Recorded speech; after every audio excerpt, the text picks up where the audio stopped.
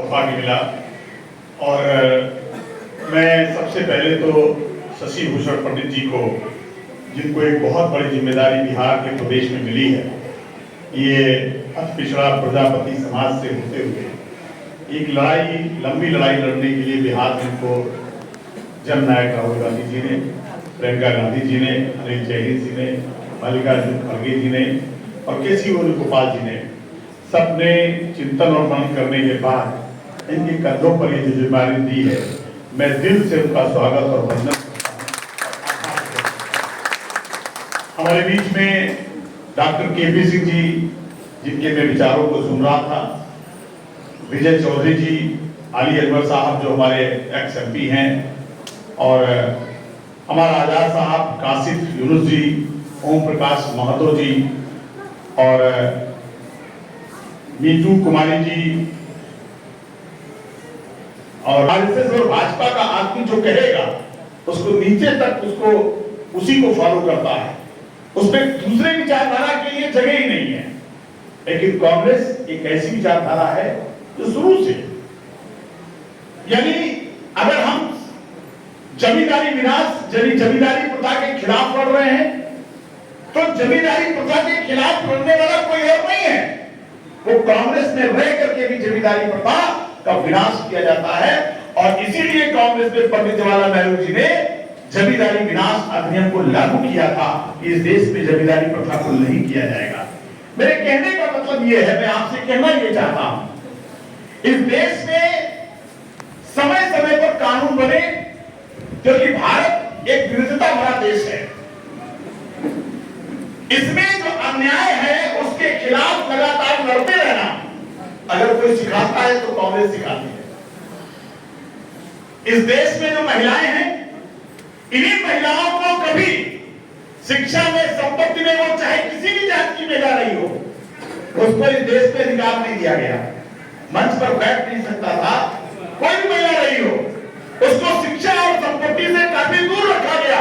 लेकिन इसी कांग्रेस ने हिंदू कोड बिल ला करके ये साबित किया कि नहीं, इस देश की महिलाओं को जब तक शिक्षा और संपत्ति का अधिकार नहीं दिया जाएगा और संपत्ति का अधिकार नहीं दिया जाएगा, महिलाओं को पुरुषों के बराबर उनको लाने का जो प्रयास हुआ वो कांग्रेस की बदौलत हुआ।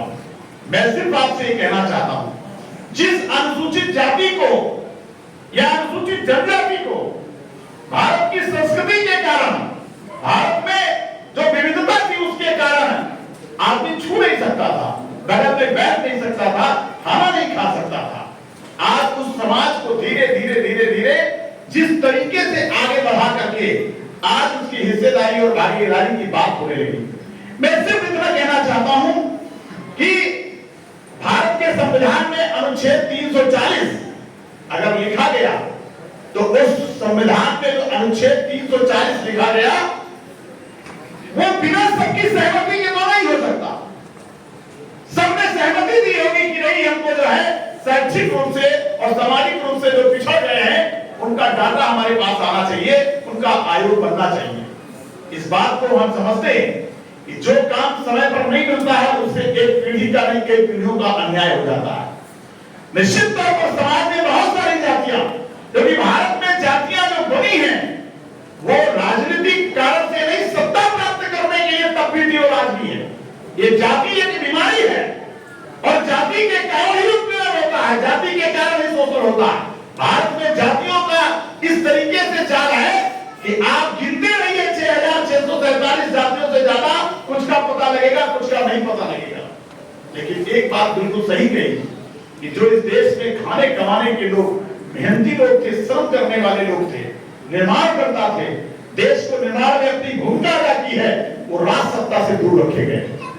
देश की आजादी के बाद उनको राज सत्ता मिलनी चाहिए और यही लड़ाई जननायक राहुल गांधी जी लड़ रहे हैं।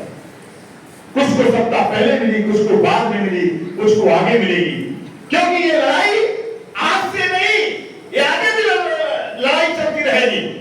और इसलिए मैं आपसे कह रहा हूं कि पहले लड़ाई लड़ी गई कि सबको पढ़ने का मौका मिल जाए।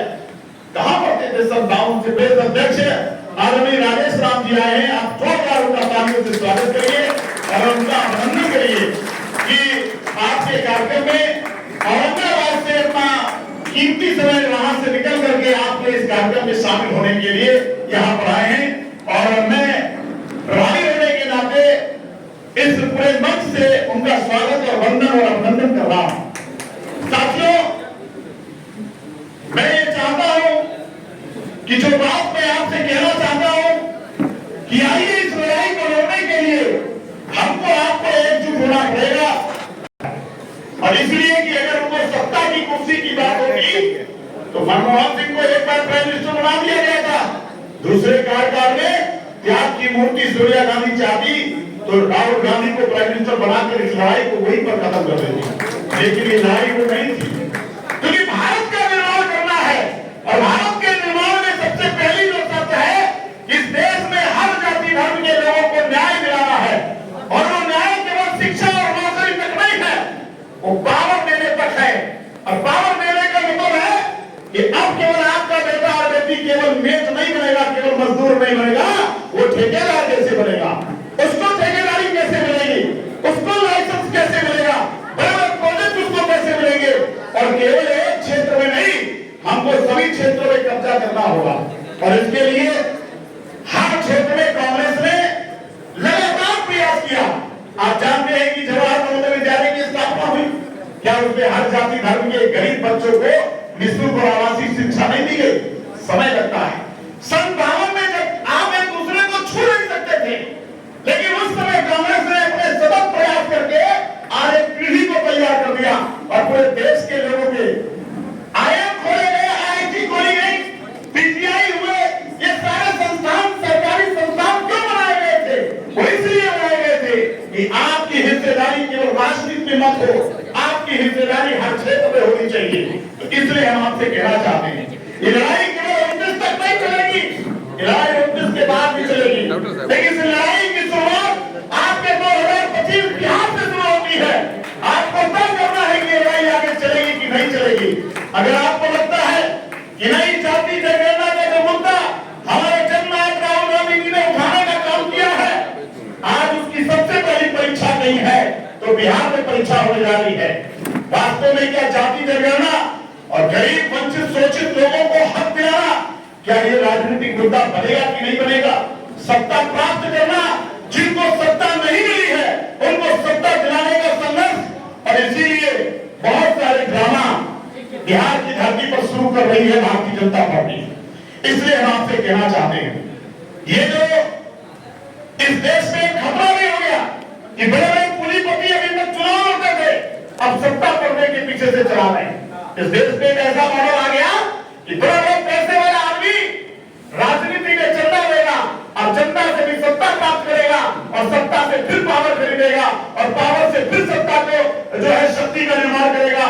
तो ये जो लड़ाई है, इस लड़ाई को समझना होगा। और इसलिए हम आपसे कहने आए हैं कि आइए हम सब लोग इस बात को समझने की कोशिश करें। और इसके लिए केवल एक ही तरीका है कि जो बिहार में समय आपके पास है वो सीमित समय है।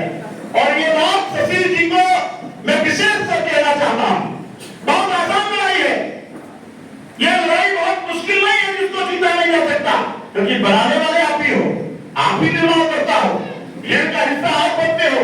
पूंजीपति क्या करता है? पैसा खर्च करता है, साधन उपलब्ध कराता है और कहता है आइए हम किसी भी गरीब गुरबा को आदमी को साधन दे दिया गया, भर के चलाया और भर के आने के बाद वो झंडा पकड़ लेता है। कभी कभी तो किसी से मंच पर बनवा भी देता है और कभी कभी तो ऐसी स्थिति होगी कि किसी चैनल में किसी महिला को, हमारी आपकी महिला को खड़ा करके बताएगा कि नहीं सब कुछ देश में खुशहाल है, अब ये तो हमको 5 किलो राशन मिल रहा है, इसी से यही हमारा भगवान है, अगर ये 5 किलो राशन नहीं देते, ये किसी और से नहीं कर रहा, एक साजिश हो रही है मीडिया के द्वारा, पैसे वाले पूंजीपतियों के द्वारा और ज्यादातर वर्चस्ववादी लोग जो राजनीति की सत्ता की मलाई सदैव खाते हैं, इनका गठजोड़ इस देश में चल रहा है। और इसीलिए जननायक राहुल गांधी को अपमानित करने का काम किया गया, इसीलिए इस देश में ये नारा दिया गया कि कांग्रेस मुक्त भारत हमको चाहिए। ये नारा किसने दिया था? इस देश के पूंजीपतियों ने दिया था, इस देश के वर्चस्ववादी लोगों ने दिया था, इस देश के मीडिया घराने के लोगों ने करने का काम किया था। ये कौन लोग हैं मीडिया के लोग? ये बड़े बड़े पूंजीपति के लोग हैं। आपका साथी पत्रकार बन सकता है, खबर ला सकता है, लेकिन जो बड़ा बड़ा मीडिया है वो किसके इशारे पर चल रहा है? इसलिए हम आपसे कहना चाहते हैं, ये लड़ाई बहुत मजबूत है, लेकिन लड़ने के लिए आपको सेना बढ़ानी होगी। आज से अगर आप जुट जाएंगे, और एक आश्वासन मैं नहीं दे रहा हूं, मैं आपको भरोसा दे रहा हूं, अगर सामाजिक न्याय पर कोई इस देश में लड़ता हुआ है और आगे भी लड़ता रहेगा, तो वो जननायक राहुल गांधी है। इस पर कहीं कोई समझौता नहीं है और कहीं कोई समझे नहीं है। और ये बात मैं इसलिए कह रहा हूं, बिहार का प्रभारी होने के नाते मैं आपसे कहना चाहता हूं, अभी पश्चिम चंपारण की बात आई कि देखिए चौहान साहब कहते हुए रविंद्र सिंह चौहान जी, मैंने इनसे खुद कहा हिलाइए हमको पिछड़ा, हम इस पश्चिम चंपारण में कहा कि नहीं कहा, पूछिए इनसे। 3 दिन तक प्रवास रहा, लेकिन जिम्मेदारी में भाई लेनी पड़ेगी ना।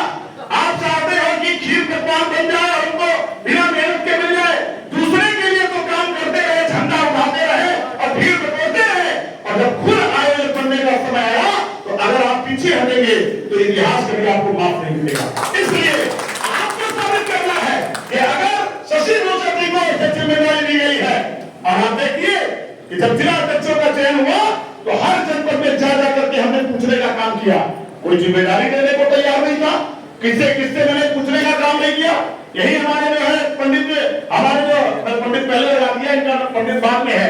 मेरा कहने का मतलब शशि भूषण जी से फोन पर वार्ता किया कि नहीं किया, ओम प्रकाश चौहान जी बैठे इनसे बात, जिले में जाइए, जिला अध्यक्ष बनाइए, आप जाइए, कमेटी बनाना शुरू करिए, और कांग्रेस पार्टी से जो आप उम्मीद करते हैं उससे ज्यादा कांग्रेस पार्टी आपके साथ खड़ी नजर आएगी।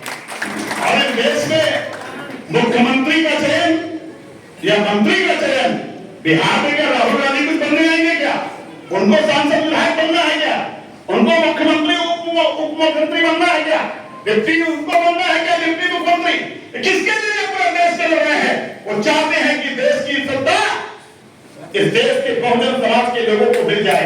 इसलिए हम आपसे कहना चाहते हैं, पदयात्रा करे हैं, केवल एक ही है कि आप बार बार अगर किसी की भाषा को बोलेंगे कि राजा का बेटा है, राजा के घर में पैदा हो गया, अरे भाई महात्मा बुद्ध जी वो भी राज सिंहासन के घर में पैदा हुए थे, किसके लिए? देश और समाज के बीच में जाने का काम किया, इतना बड़ा त्याग किया था, और आज पूरे देश में मानवता का संदेश देने का काम किया था। इसलिए हमको आपको आरएसएस की भाषा का जवाब देना होगा। इसलिए हम आपसे कहना चाहते हैं, यानी हम सभी लोग मिल करके ये जो शोषित और वंचित समाज के लोग हैं उनको संगठन में भी हिस्सेदारी मिल रही है और सत्ता में भी भागीदारी मिलेगी। और आप कह रहे हैं चुनाव लड़ने की बात, तो ऐसा नहीं होगा कि अब पिछले लोगों का जो हिस्सा है उसको उस पर भागीदारी नहीं मिलेगी, लेकिन ऐसा भी ना हो कि जहां पर अब पिछड़ी जाति के लोगों को टिकट मिल जाए उसको हराने के लिए अब पिछड़ी जातियों के लोग जुड़ जाए। भाई इस बिरादरी को मिल गया, इस बिरादरी को नहीं मिला, मान लीजिए किसी निषाद को मिल गया, किसी नाई को मिल गया, किसी चौहान को मिल गया, मिलेगा तो किसी एक को ना, पता लगा कि उसकी बिरादरी को लाने के लिए आरएसएस के लोग खड़ा कर देंगे, दूसरी जाति को लाने के लिए कौन कर देंगे। इस वक्त आप क्या फैसला लेंगे, इस बात को समझना होगा। और एक बात और आपको समझनी होगी, आप जाइए सुरक्षित सीटों पर और सम्मेलन करने का काम शुरू करिए, एक हाथ से लीजिए दूसरे हाथ से देने का काम करिए। आप सुरक्षित सीटों की चिंता ले लीजिए कि सुरक्षित सीट पे तो आप चुनाव नहीं लड़ेंगे, निश्चित तौर पर किसी की मदद करने का काम करिए। उस वक्त आरएसएस और भाजपा आपको हिंदू बनाने की कोशिश करेगी, तो क्या उस वक्त आप पिछड़े बने